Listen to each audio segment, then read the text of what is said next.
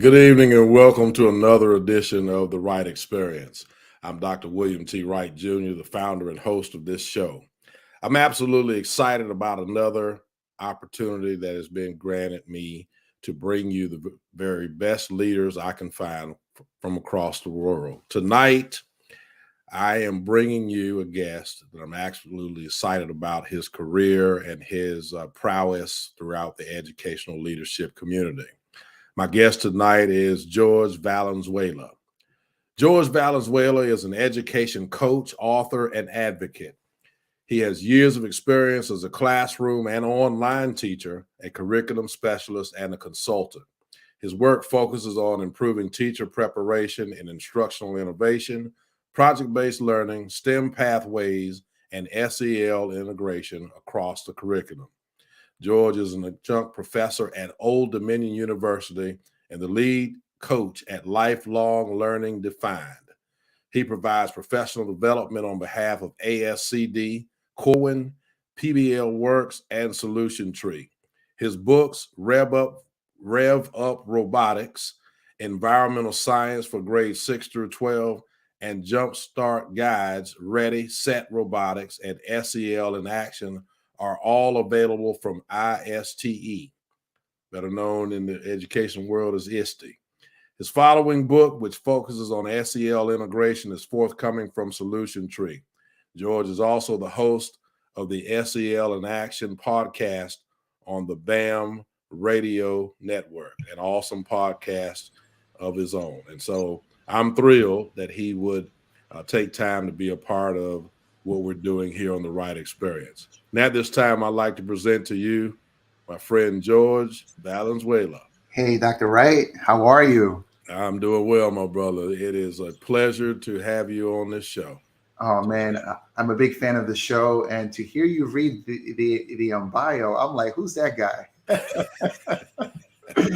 Oh man, I love doing that each week because for all of us as leaders, it's a pleasure to sit back sometimes and hear people remind us of our accomplishments. And you're an amazing educational leader, and just want to thank you for all the work that you've done for my school district that I'm serving in, Hertford County Public Schools, and just the amazing professional development that you've done over past 3 or 4 years, I think it's been now, something like that. Yeah, well, no, I mean, I appreciate it as well, and I think that because everything that we do is data driven, it allows opportunities to fail forward and to learn, and so I really appreciate that as well. Well, thank you. Well, look, tonight, let's get right into some of the questions here. And Sure. Certainly want you to start off by telling us about this great company you've put together, Lifelong Learning Defined. Tell us about that and the work that you do and the many. We've got quite a bit of time, so just tell us about you and what you offer to school districts all across the United States. Yeah, so Lifelong Learning Defined was never meant to be a company. I wrote down, well, I read a book by Dr. Stephen R. Covey, The 7 Habits of Highly Effective People. One of my And in favorites. the book, yeah. And so I think I read that book once a year or twice a year for like 10 years in a row. Mhm. And he is big on writing things down for what you want to accomplish or to be known for. And so I looked at my journey back around 2014 or 2015, and I realized that lifelong learning for myself, personal and for my work, I really defined it through working on myself and working on the skills and attributes that I wanted to learn. And so being a teacher and being an administrator, it's important to always know how to lead by example. And so leading means going first. It doesn't mean delegating. And so I knew that I had to learn and that I had to have a system for how I plan lessons, how do I teach them, and how do I assess student learning, and then the impact of what I'm doing. And so I worked on that over and over again. And so that was like my professional work. But my Mhm. personal was being a husband, being a father, all of those things. And so once I figured out what my lifelong learning plan was, I wrote down lifelong learning defined. And so at that time, I was working for an organization called Buck Institute for Education. And Okay. so they are the world leader in project-based learning. And so they started sending me around the country. And so I can honestly say that I didn't want to form a company. I was really happy just working for an organization that had a lot of credibility, and I would just help education that way, right? Like I would learn and do my job, and I would go out and I would coach educators. And then I started writing about my work. As an educator, we should always have a blog, we should have a podcast. And so I would do these, blog posts about STEM, about computer science, and about PBL back then. And I had a school system reach out and they were like, hey man, like we want to hire you, but we can't do business or we can't do a contract with an individual. You have to be an entity. And so I had to very quickly figure out how to form a company. And so I want to give a shout out to Dr. No, not Dr. Mr. David Branch Sr. Okay. And he's my accountant. And and so I called him up. I'm like, hey, what do I do? And he was like, hey, like, here's the steps and you need a name. And so I went back in my notepad and I looked it up. What did I write down? Lifelong learning defined. And so my goal with this organization is to help other educators and other school systems really define what lifelong learning is in their organization, but also on a personal level. And so, as you know, one of the things that we do with this work is that we collect a lot of data.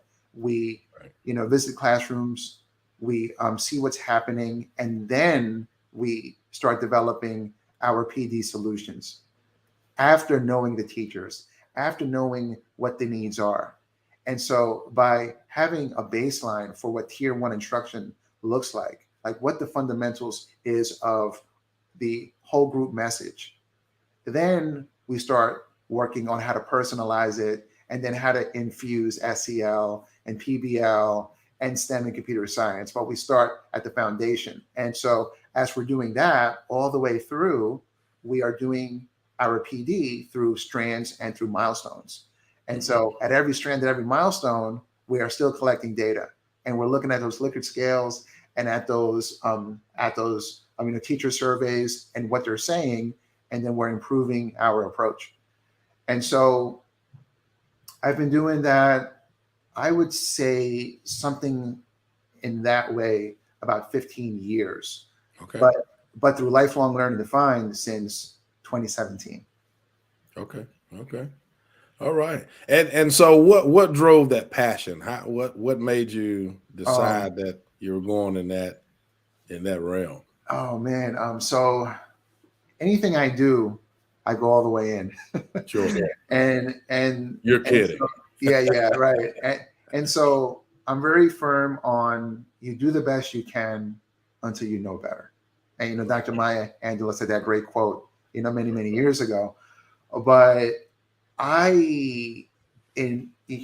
looking back to when I was in a middle school classroom, I think that I was a great supervisor of children. Uh-huh. But I can't say that I was a great teacher. Like back then, I thought I was a great teacher. Right. And so I got administrator's job in a central office as a curriculum specialist. And that's where I first learned about doing learning walks. The classroom is the incubator for anything that's needed in education. Right. And so an administrator, an instructional leader, we can't put our finger on the pulse of what's needed in that school if we're not in classrooms. And so as I started going into the classrooms, I started realizing that we're asking teachers to do things that we can't do ourselves. Uh-huh. And when I realized that, I was like, wait a minute, I can't be part of the problem. I have to be part of the solution. And so I started seeking out organizations that can show me how to plan lessons and how to facilitate them effectively. And so that's when I found out about the Buck Institute. And I joined them, I want to say around 2014. And I joined the cohort for, I want to say it was like 14 months, like 10 to 14 months. And in that span, I learned how to plan backwards. I learned a bunch of strategies for how to facilitate, but then also learning things about, like, cadence, like when I'm speaking, learning how to be relatable, likable, approachable, things that every teacher needs. And so they would send me out and I would get, mentors that would, see me teach. And then we'd have a rubric. And so on the rubric, I remember on the very first day, and I did a great job, as I thought, and I got a standing ovation and all of that. And when we were having dinner, the mentoring faculty that was with me, she put that I was approaching standard, and I was crushed. I was so crushed. And and she said to me, "Don't worry about being at standard or not. I'm just putting approaching." And she said to me, "Do you want them to know that you're smart?" And I was like, "Yeah, of course." And she's like, "Well, then you can go home right now because they already said that." She's like, "Now, do you want them to understand what to do?" I was like, "Yeah, of course. That's more." She goes, "Yes, that's more important than, people calling you smart." Right. What you have to figure out is, how do you deliver, training to educators that they will, number one, understand, but number two, just like the chapter 4 of a dissertation, be able to take the steps that you provided and be able to replicate that in their classroom. Not just the process, but also what your success is. Mm-hmm. And so ever since then, I've been figuring out and trying to hone how to say things in as little words as possible, as simple as possible, and in a way that it could be replicated by whoever's in front of me. You have just described what happens in education, what should happen in education, but happens everywhere else. When people are trying to teach you how to build an airplane, they keep it simple, to the point. Here's step 1, here's step 2. And somehow or another, to your point, we've gotten an education. It almost seems as if we want to try to do it differently or reinvent it every so often and so forth and so on. Education works the same way, and you're exactly right about that. I mean, steps and methodical, and that's great. That's great. So tell me a little bit about this whole work of STEM. What are the current trends in STEM? Everybody's using that buzzword now, but what does good STEM instruction look like? Let's talk about that for a minute. Yeah. So, for me, I started out as an undergrad in computer science. Okay. And so back then, I think I got my job around 2003 or 2004. And so there weren't a lot of, or there weren't any, computer science, classes, or on programs in Virginia, but they had the endorsement. And so they put me into a class that's called tech ed, or technology education. And so that's where I realized that I'm teaching an engineering course, which, if you think about STEM, is science, technology, engineering, and math, right? And so I went back to school and I joined a program through NASA at Columbia University. And so there I learned about the engineering design process. And so this is the piece that, if you want to evaluate any STEM program, this is the one thing that you can ask. How are these students, how are they using the engineering design process to solve problems? Right. I mean, think about it, right? The most widely used thinking framework in education is Bloom's. Mm-hmm. I mean that's a thinking framework, and Mander said this.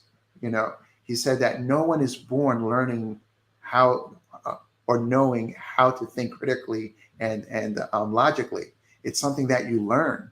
You're taught how to think, and every subject area has their own thinking framework. For example, so Bloom's is what we use across education, but that's really borrowed from, or aspect of it is borrowed in other disciplines, like in science. We're not using Bloom's, but we're using the uh, they don't really call it this anymore, but the scientific method. There's Sure. steps, right? There's a Right. Right. hypothesis, right? All right, a problem, all that, right? And We so, know where you are. That's right. okay, Scientific method. Right. right. That's for the natural world. But now a lot of educators are not calling it that. But there's the inquiry process, and that's what it's really called now. And so there's an inquiry process for the natural world of plants and animals. But for the physical world, there's engineering design, because in the physical world, everything is engineered, right? And then in social studies, you can use something like a design thinking.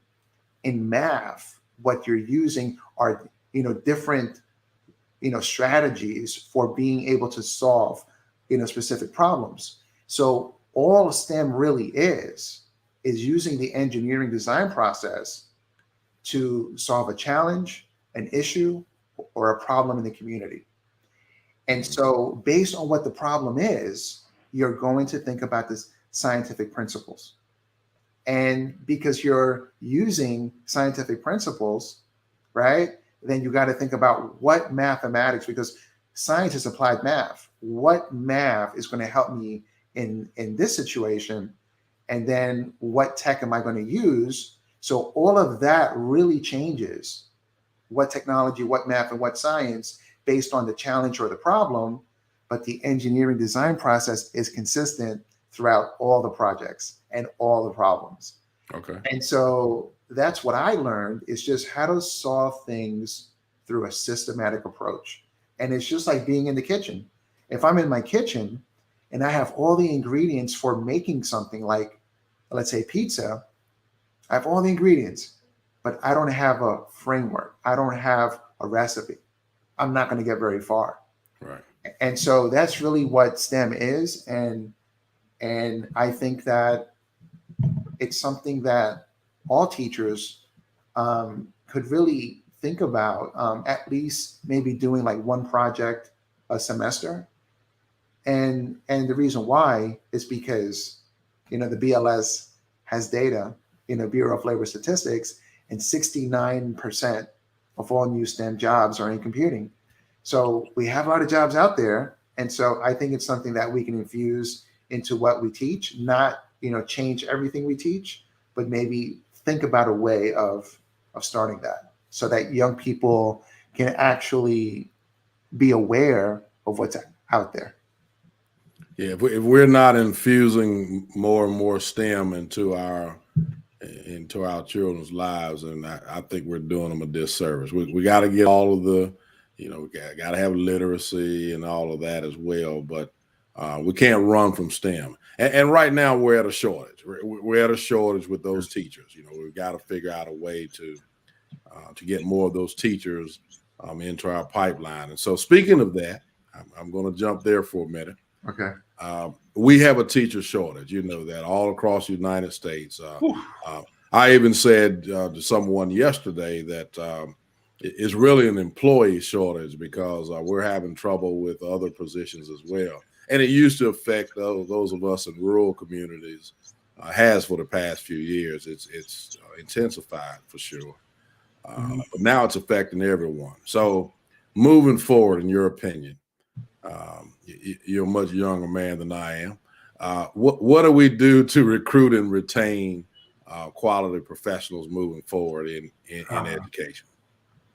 well, I think that for the instructional leaders, Hmm. we have to understand why people enter the teaching profession in the first place. Right. And so if you ask anyone, and I ask in the workshops, sometimes, and people say things like to make a difference, to help the kids, and things like that, and all of that is true. But if you look at the data, so there's a survey that's called Why Teach. Right. Pearson and another organization headed that back in 2015. And the top reasons, it's a tie between why people become educators or teachers, is because they feel that they would be good at it. That's the intrinsic motivation. And that's tied with making a difference. But the same survey also shows and reveals that the reason why people stay in the profession, and this is the top reason, because they feel that that they are good at it. Mm-hmm. And so if I'm an administrator, if I'm a principal, and I'm responsible for these educators, I need to know why they're there, but I also need to know the pain points. What's making them feel like not wanting to be there? And so every new initiative, relentless new initiative, a pandemic, mass mandates, kids acting out, all these different things, right? Right. That hurt, Absolutely. that hurt and challenge self-efficacy and Sure. confidence of teachers, which is the reason why they're there in the first place. These now become a pain point, and they become anxiety, and they become stress. And pressure busts pipes.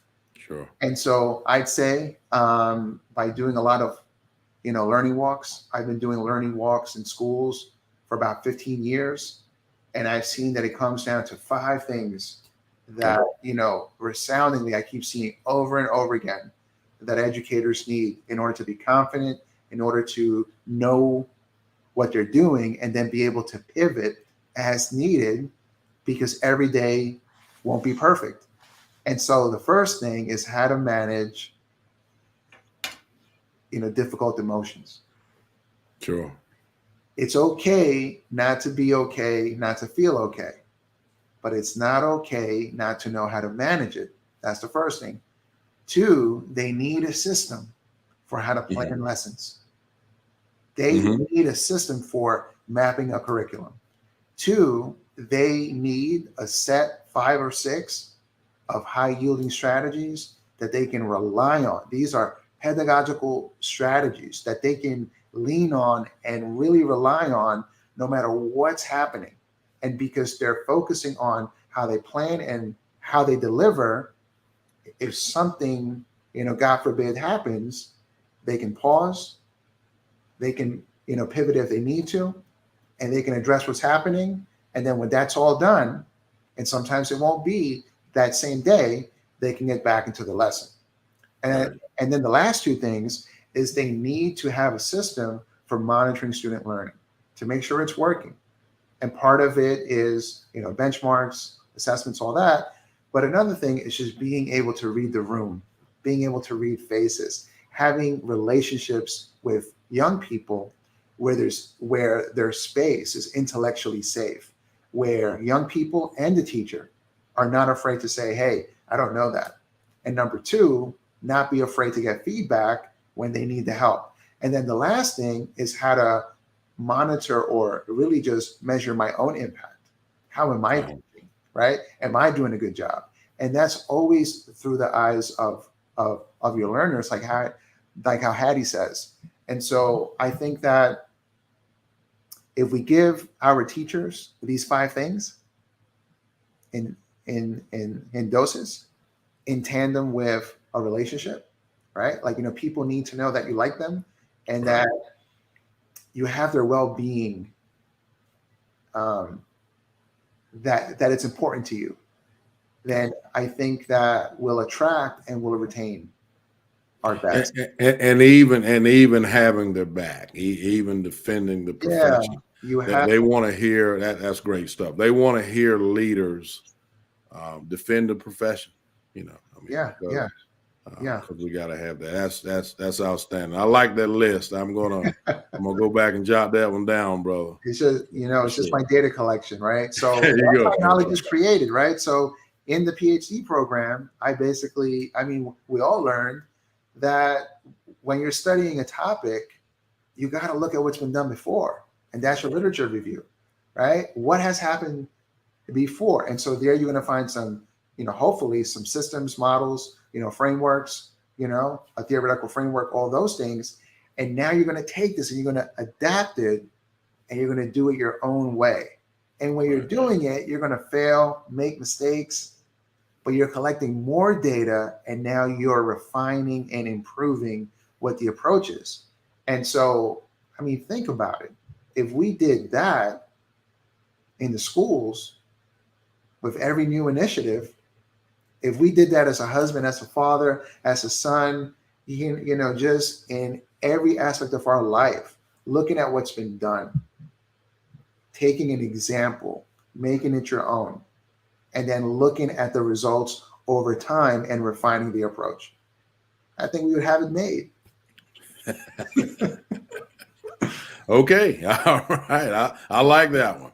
So this whole concept of SEL that you have taken an approach on here lately, for sure, or maybe not lately, but we're learning more about it Yeah. now, for sure. Talk to us about that in terms of how we move forward with really, really, really drilling down and addressing um, life in the education world from the SEL perspective. Yeah. So that's really a long story. A lot of that work was done at Hertford County Public Schools Okay. in Okay. 2020, but Thank you for the plug, by the way. I appreciate it. which you're aware of. But for me, social emotional learning, it really was not something I was aware of until around, well, the emotional part or the emotions. I really wasn't aware of that until around 2015. Around 2015, when I was with the Buck Institute, that's where I learned about some of the data that people that have been, traumatized, Sure. right? You know, how that impacts them emotionally. And so when I learned about that, I started to focus on some healing. And actually, I had been on a healing path, I'd say around 2011, but I didn't really understand that it was emotions until around 2015. There's no handbook to this stuff, right? Sure. And so the social part really came when I read an article, I'd say around 2018. I'm a father, as you know, and around 2018 is when my kids, started to think for themselves. Mm-hmm. And so it seemed that every time I would say or do something that they don't like, I would get a lot of pushback, a lot of never mind, just being ignored. And so it was pretty painful. And so being a very, reflective educator, I knew I had some learning gaps, but I didn't know it was emotional intelligence. Mm-hmm. And so what happened, I was reading an article, and the article was by Dr. Travis Bradbury, and the words emotional intelligence just, on the article, it just jumped out at me. And so it turns out that he has a book. It's called Emotional Intelligence 2.0. Mm-hmm. And I went and got the book on Audible, and it came with an appraisal for your emotional intelligence around your competence on self and then socially, which I never knew about the social part. And so I took the test and I got a 74, which means that I had some work to do. And so I started working on it. And I'll be honest with you, I read a lot of books, A New Earth by Eckhart Tolle, the Four Agreements by Don Miguel Ruiz. And I did a lot of work to be able to be in tune with my emotions and with the emotions of other people around me. Mm-hmm. And that has helped me a lot in running a business and being a father. but I never thought ever that it would be part of my teaching. Yeah. That, if somebody would have told me that, I would have said, no way. And so around 2020, Tammy Ward, Mrs. Ward, said to me, hey, George, we got to do some, PD during COVID, but we have this framework. And this framework is from NC State. It's in partnership with DPI, and it's the framework for instructional design for remote learning. It's something like that. Sure. And equity and SEL were a big part of that component. And so we had to figure out how to do SEL, but we tackled it as action research. What has been done? So, the Castle framework, it's got the 5 competencies. I also had emotional intelligence, 2.0, which has a lot of research attached to it. So this is what we know. And with Mrs. Ward, we sat down and we figured out what are some strategies that we can help the teaching staff with, helping young people with anxiety, being upset, everything that was happening with the pandemic.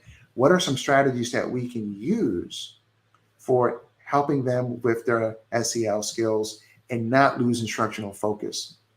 And so we started doing that, and we, collected data, and we came up with the emotions check-in and some other activities. And we started infusing that into instruction and with the teachers. And the teachers were also giving us feedback. Then after George Floyd, then even you got into conversations and you were like, hey, George, we have to figure out a way for our teaching staff to assess what they believe about the kids. Mm-hmm. Right?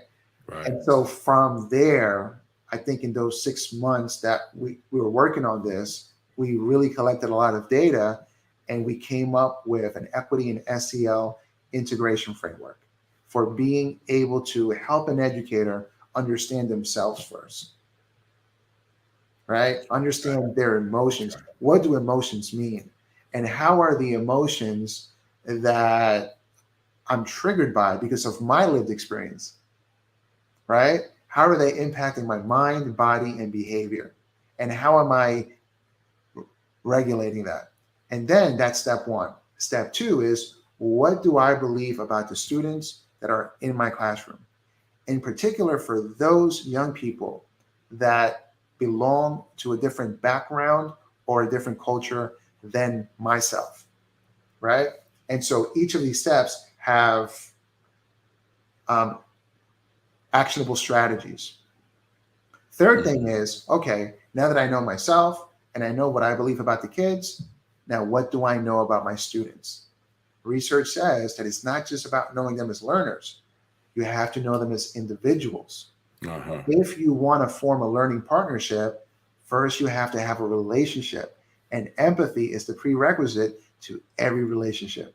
So there's some work we have to do there. And then once we did those 3 things internally, then outwardly, we can work with the kids on helping them improve their emotional intelligence skills by focusing on the basics for personal competence, social competence, and then taking those 4 things and now being able to, in the 5th step of the framework, activate it in my daily lessons as needed.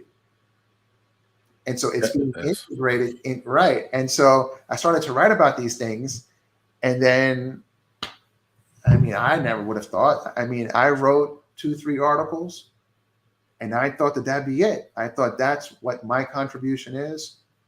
We have the data, it worked. And Solution Tree reached out, and they wanted to work on a book. And so I wrote a proposal where, obviously emotional intelligence was part of the book, but it focused more on what I talked to you about, how do I be this amazing teacher? Right. And so they were like, man, that's a great book idea, but we want the SEL part. And so around the same time, I had written a couple articles where I mentioned you guys, actually, you and Mrs. Ward, and Mrs. D. Biggers and everyone, and thanked everyone for the opportunity to do this work as a team. Right. Well, ISTE had a summer learning academy in 2020. in the summer because their major conference was canceled. So it went virtual, and they asked me to speak about it, SEL. And it got such a great response that after that day, now 15,000 educators registered for this thing. I was in independent schools, in charter schools, in universities. It took me basically into spaces that I would have never imagined.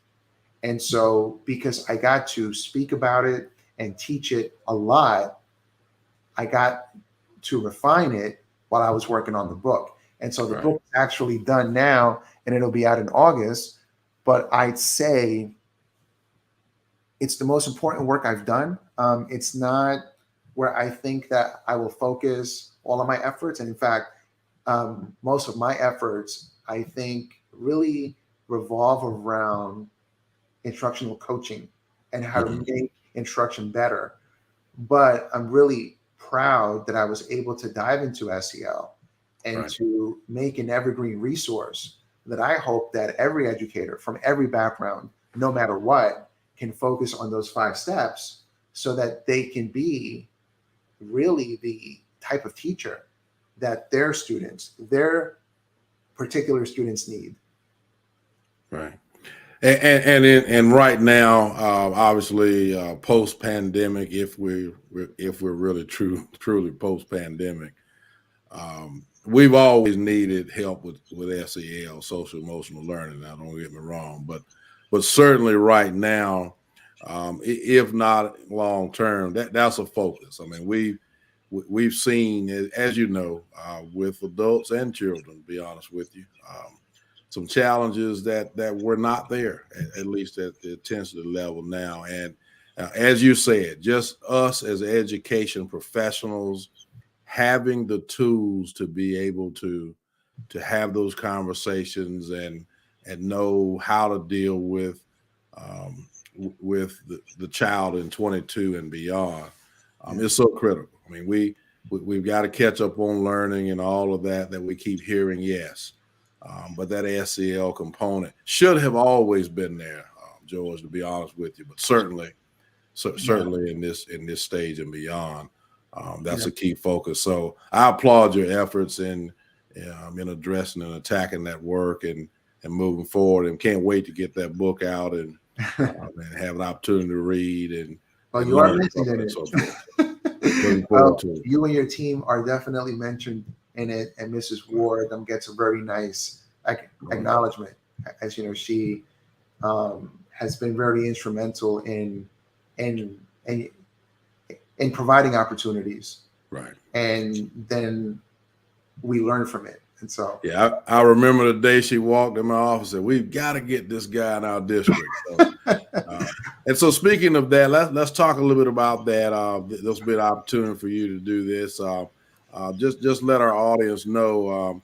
If I had thought about it, I would have gotten a ticker prepared. But tell them about how they can get in touch with you if they want to. You do so many things: instructional coaching, motivational speaking. oh man, Book signings, it never. newlywed advice.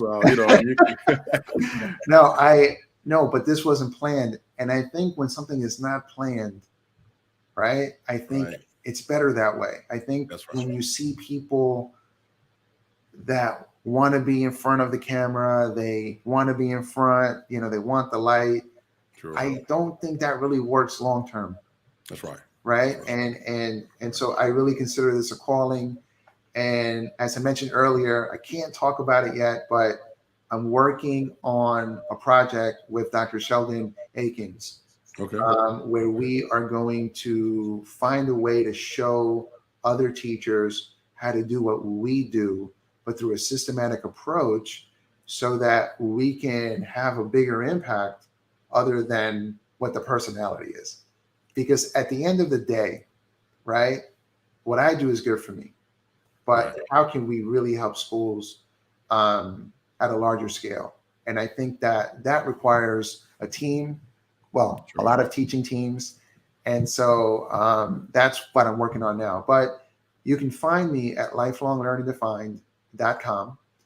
Okay. or on my social media at George Does PBL. That is JORGE Does PBL for project-based learning. Okay. All right. That's great. If you'll hold on with me for a minute, we'll come back and close out the show. I need to talk a little bit about next week's show really quickly. All right.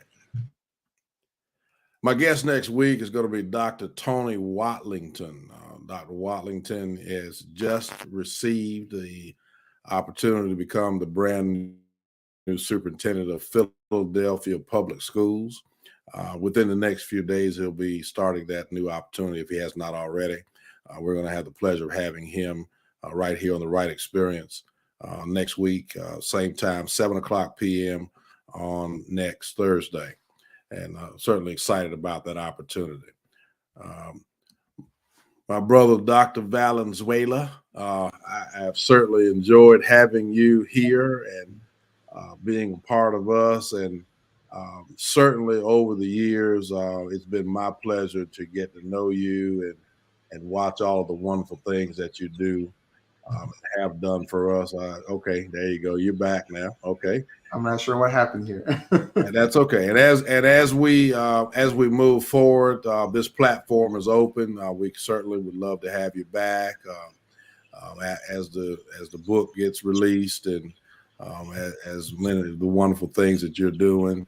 The Wright Experience platform is always open to you to come back and talk with us for sure.